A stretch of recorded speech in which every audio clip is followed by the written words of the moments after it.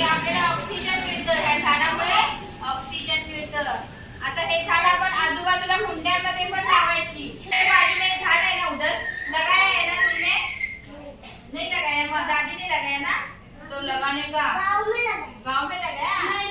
हाँ, त्या झाडामुळे आपल्याला पानं, फुलं, फळं, आंब्याचं झाड, आंब्याच्या झाडाला कसे आंबे लागतात, परत जांभूळ, सगळे फळं मिळतात. कशामुळे? झाडामुळे. श्वास आपल्याला मिळतो झाडामुळे. त्यामुळं तुम्ही काय, हे तुम्ही झाड लावणार ना? कोण कोण झाडे लावणार आता? आणि हे बघा, आपण आता हे झाड आता लावलं की मग हे झाड असं खूप त्याला पाणी घालायचं, खत घालायचं, मग हे असं मोठं होतं. आणि मोठं झालं जेव्हा तुम्ही बाहेर फिरायला जाता तेव्हा गरमी होते की नाही? गरमी. मग असं ऊन लागल्यावरती तुम्ही कुठे उभे राहता? झाडाखाली. झाडाखाली उभे राहता की नाही? मग हे झाड आपल्याला सावली देतं. झाडामुळे खूप आपल्याला फायदे होतात. सावली देतं, फळ, फूल, पान, ऑक्सिजन सगळं मिळतं झाडापासून.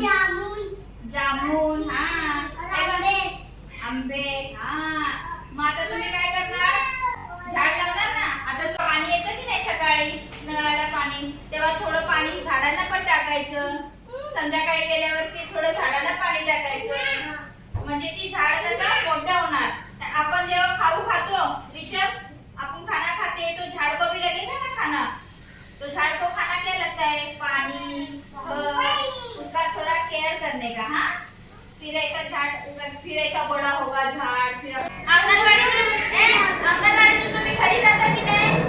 हा, मग घरी जाताना बॉटल मध्ये तुमच्या पाणी शिल्लक असतं की नाही? थोडं राहिलेलं. मग झाड वगैरे दिसेल की नाही? तिथं झाडाला पाणी टाकायचं बॉटलचं. कोण कोण टाकणार? पाणी वेस्ट घालवायचं नाही. झाडामध्ये पाणी, बॉटलचं पाणी झाडामध्ये टाकायचं. असं पाणी वेस्ट खाली टाकायचं नाही. बॉटलचं पाणी घरामध्ये इकडे तुम्ही असं थोडं पाणी इकडे तिकडे टाकता, ते पाणी पण झाडामध्ये टाकायचं. म्हणजे हे झाड असं मोठं होतं. पानी मैंने मम्मी को क्या बोलने का? पानी बाहर मत फेंकना, मैं बॉटल का पानी इसमें डालता हूँ, गमले में डालने का, तो फिर ऐसा गमला बड़ा हो जाता है. झाड़ ऐसा बड़ा हो गया तो मतलब गमले में इसमें पानी डालोगे तो ये झाड़ ऐसा बड़ा हो जाएगा. फिर अपने को ऑक्सीजन वगैरह लेने में अच्छा लगेगा. अभी